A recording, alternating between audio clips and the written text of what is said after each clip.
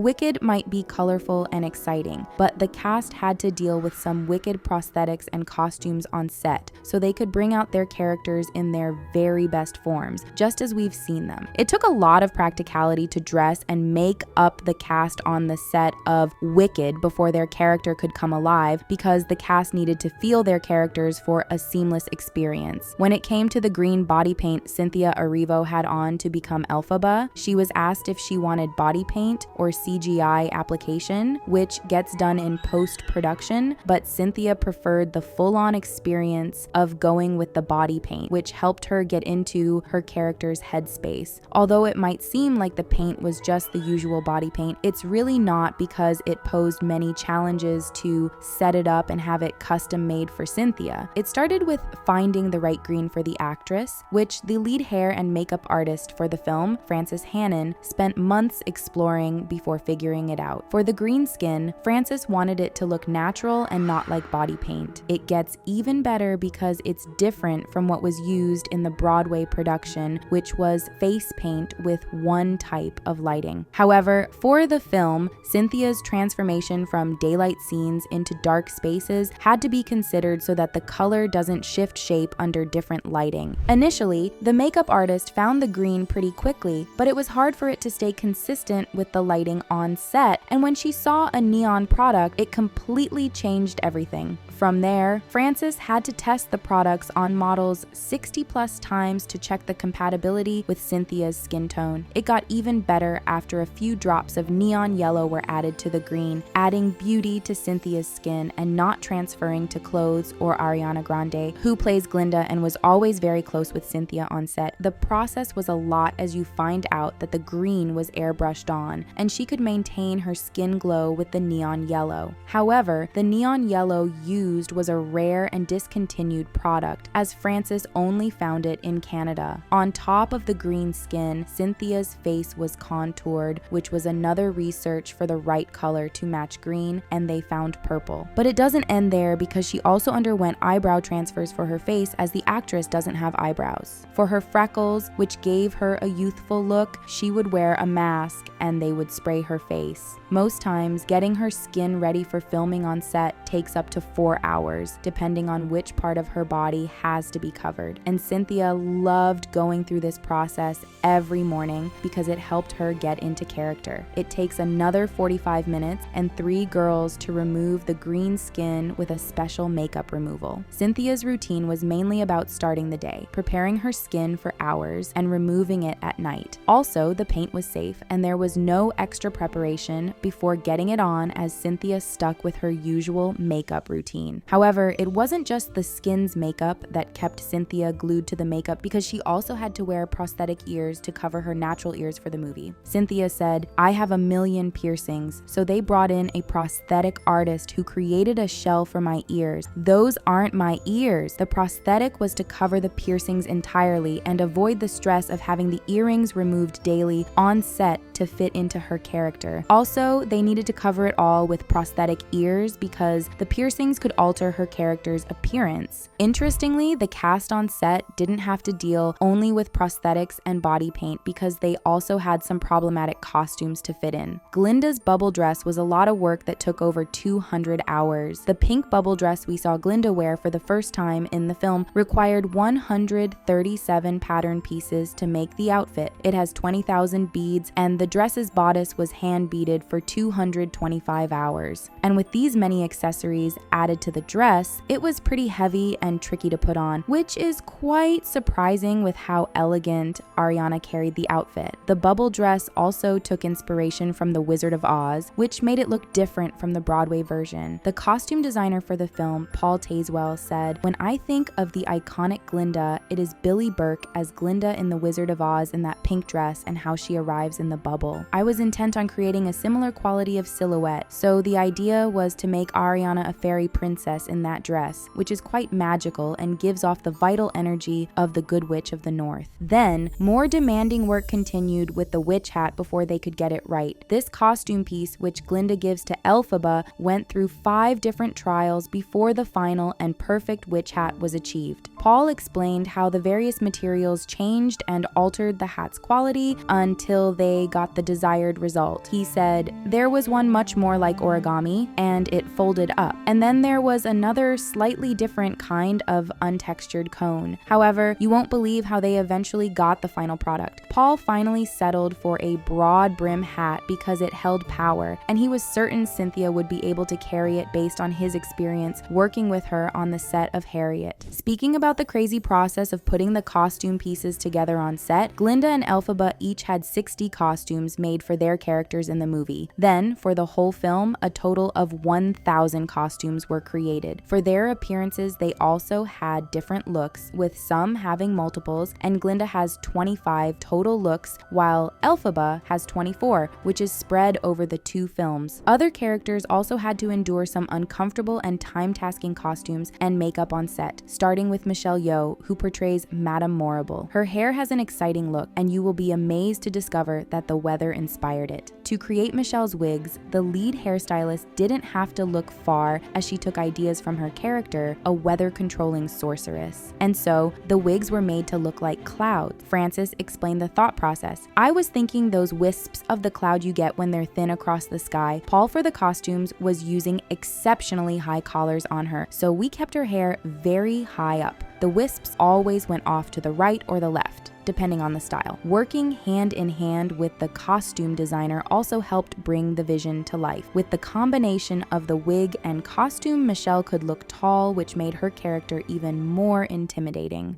Madame Morrible wasn't the only one with a unique hairstyle, as Fiyero also had his heartthrob hair, which required much work on set. The tiny piece of hair that falls in his face whenever he sees Elphaba was designed to give him this air of Prince Charming, who's very much struck in love. To add more interesting details to Jonathan's hair, Frances first checked out the costumes designed for him, which had many brassy buttons, so she put gold in his hair to complement his costume. Frances said, "So we gave him extra length on top, extra thickness. We used a large wig, and it was very princely. As his story goes, you'll see that his hair will change as well." Working on Wicked took a lot of dedication and emotional commitment because the actors did more than enough work to embody their characters. In filming Wicked, the cast restricted a lot of their usual routine. Cynthia had to indulge in intense workouts, and they barely slept well due to shooting and preparing for long hours on set. Due to this, some fans are worried about what could have happened on set to bring about the sudden body transformation from filming Wicked. However, it's sad that many people have also been making jokes about it because it's primarily due to the work and energy they had to dispense on set, contrary to many other speculations. Cosmetic doctors have revealed that the weight transformations might be due to restrictive vegan diets, which Ariana and Cynthia may have indulged in. A plastic surgeon in South Carolina, Dr. Dennis, said, "Vegan diets do tend to have issues with protein, which causes muscle wasting. Often, people who are strict vegans have to take significant protein supplements or add protein powders to their smoothies. Overall, it can't be ruled out that working with minimal rest on set and the stress of filming and promoting the blockbuster led to the dramatic transformation of the 2 actresses." The film pushed both Ariana and Cynthia out of their comfort zone in a way that wasn't easy to get over even after filming. And for this, Cynthia and Ariana got matching tattoos. So even though this wasn't a part of making the film, the cast couldn't resist making it a part of their process and bonding together. Although they never met each other until they got cast for Wicked, they've proven to the world that their friendship goes beyond the screen. The film leaves a mark on their hearts and skins in up to 4 different spots,